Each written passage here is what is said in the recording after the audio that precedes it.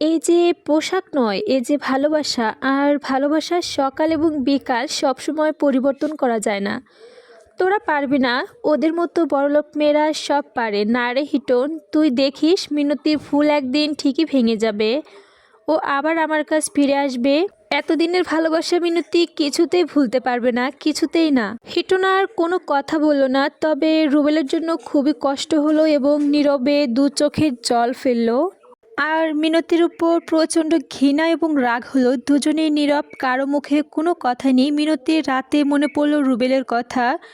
রুবেলকে এতটা অপমান করা ঠিক হয়নি।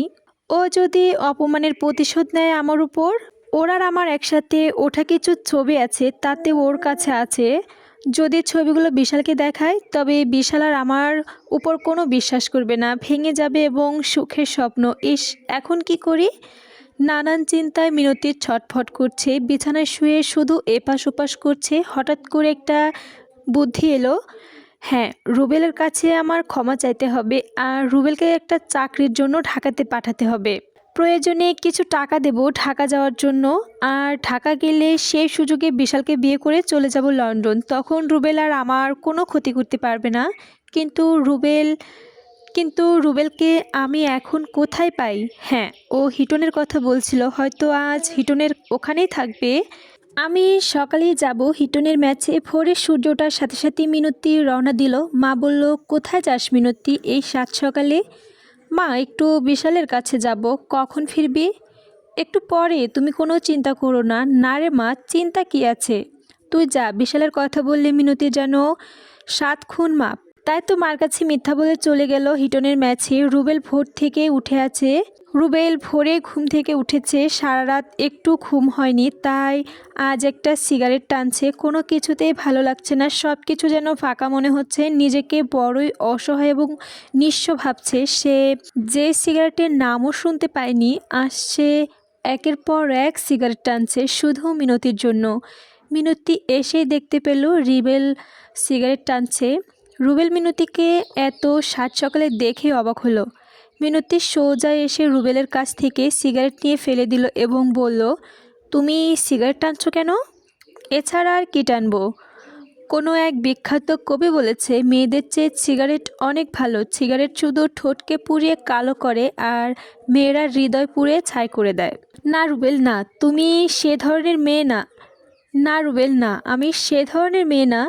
আমি শুধু কাল তোমাকে পরীক্ষা করলাম তুমি কতটা ভালোবাসো, তাই আজ বুঝলাম তুমি আমাকে অনেক ভালোবাসো। আর একমাত্র তুমি পারো আমার হৃদয় সিংহাসনে বসতে। কাল যাও করেছি, সব অভিনয় করেছি, সেজন্য তোমার কাছে ক্ষমা চাই। এই বলে রুবেলের বুকে মাথা রেখে রুবেলকে জড়িয়ে ধরে বলল, তুমি আমাকে ক্ষমা করেছো তো? রুবেল অবাক হয়ে মিনতিকে জড়িয়ে ধরে বলল, তুমি সত্যি বলছো? হ্যাঁ রুবেল, আমি তোমাকে ছাড়া বাঁচব না। তুমি আমার জীবন, তুমি আমার একমাত্র বেঁচে থাকার অবলম্বন। তুমি হারিয়ে গেলে আমিও হারিয়ে যাব।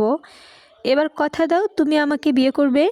হ্যাঁ মিনতি, আমি কথা দিচ্ছি, এবং তুমি যদি রাজি থাকো তাহলে কোনো দুঃখকে জয় করে আমি তোমার জীবনসঙ্গী করবই। তাহলে আমার একটা কথা রাখবে? কি কথা বলো? তুমি আবারও ঢাকা যাও এবং একটা চাকরির ব্যবস্থা করে আমাকে নিয়ে যাও। আমি আর পারছি না তোমাকে ছাড়া একা থাকতে। এদিকে দু একটা করে বিয়ে আসছে আমাদের বাড়িতে। বাবা মা যদি পছন্দ হয় তখন আমার কিছুই করার থাকবে না। তাই আমি কিছু টাকা জমিয়ে রেখেছিলাম, এগুলো তোমার জন্য এনেছি। তুমি টাকাগুলো নিয়ে যদি পারো কালকেই যাও প্লিজ। মিনতি কান্না জড়ানো কণ্ঠে কথাগুলো বলল রুবেলকে। একটু বুঝতে পারল না মিনতির অভিনয়গুলো, তাই রাজি হয়ে গেল। মিনতি, আমি তোমার টাকা নেব না, তবে তোমার একটা কথা দিতে হবে। কি কথা বলো? তুমি যে কোনোভাবে আমার জন্য আর 6 মাস অপেক্ষা করবে। সি রুবেল, এভাবে বলছো কেন?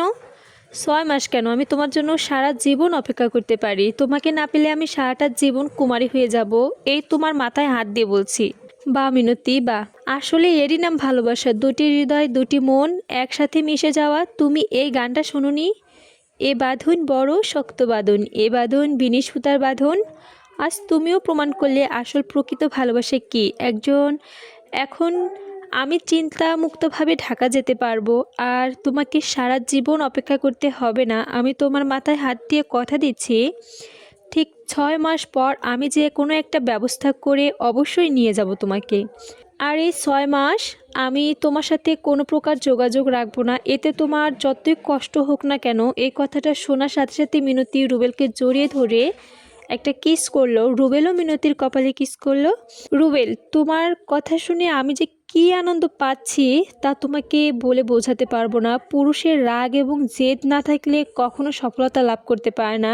তোমার জেদ দেখে মনে হচ্ছে তুমিই পারবে, তুমি একমাত্র সফলতা লাভ করতে পারবে। আমি তোমাকে সব সময় দোয়া করি তুমি জীবনে অনেক বড় হও।